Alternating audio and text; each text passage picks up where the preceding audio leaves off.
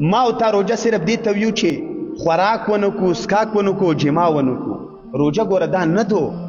رسول الله علیه السلام فرمایي چې من لم یدع قول الزور والعمل به چا چې د رمضان په میاشت کې دروغ پرې نه ښودل دروغ فلیس لله حاجة الله ته د دې هیڅ حاجت نشته چې دا خوراک پرېږدي او اسکاک پرېږدي خوراک تیم کوي او اسکاک تیم کوي روجه دا صرف د خوراک او د اسکاک روجه نه دو روجه د تا د ټول بدن دو الله روجه په تا فرض کړی دو د تا په ټول بدن یې فرض کړی دو د تا د خولې روجه دا دو چې په دغه روجه کې ته غیبت ونه کې په دغه روجه کې چاته کنزل ونه کې په دغه روجه کې ته دروغ ونه وي د تا د سترګو روجه دا دو چې په دې روجه کې ته غلط شیان ونه کسې فلمونه ونه کسې ډرامې ونه کسې په لاره کې زنانو ته کتل ونه کې د تا د غوږونو روجه دا دو چې غوږونه دې بند کې د ګانو نه د بجانو نه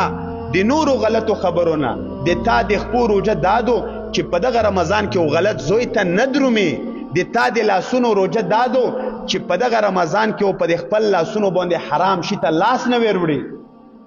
نو که چیرته تا دغه شان د روجه ونیوله په ټول بدن باندې او د بدن هر یو اندام د ګناه نه بچ کو تا په تحقیق سره صحیح روجه ونیوله د دغې روجې بدله کې رسول الله علیه السلام فرمایي چې الله فرمایلی دي چې دغه انسان ته زه اجر ورکوم تاسو ته یې نه ښیم چې هغه ورته اجر او ثواب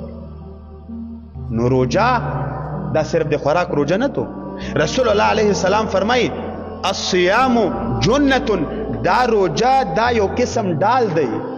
ډال هغه ډال ویل دا کم وخت کې چې پخوا زمانو کې د خلکو جهادونه کول نو د ګتیلو استه یو داسې یو ګډ شوندې شکور په شوندې د اوسپنې ډال اچولو چې غشې تورو پروتله داسې ورته نیولو رسول الله علیه السلام فرمایي چې الصیام جنة دا روجه ډال دو کله چې په تاسې دغه روجه روغله فلا یرفس ولا یجهل په دې روجه کې ورته کنځلې نه کې د ښځو خبرې ونه کې د چا سره جګړې نه کې لانجه ونه کې او بیا رسول الله علیه السلام فرمایي کم یو سړی چې د تا سره په رمضان کې بد اخلاقي کوي لانجه کوي تیزي د سره کوي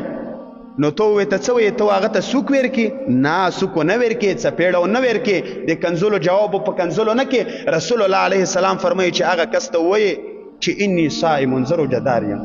تا خو خپله روجه خرابه کړه مو ته دې کنځل وکړ زیاړې دې وکړې تیزې خبرې دې وکړې بد اخلاقي دې وکړه خو انی صائم زه خپله روجه نه خرابوم انی صائم زه خپله روجه نه خرابوم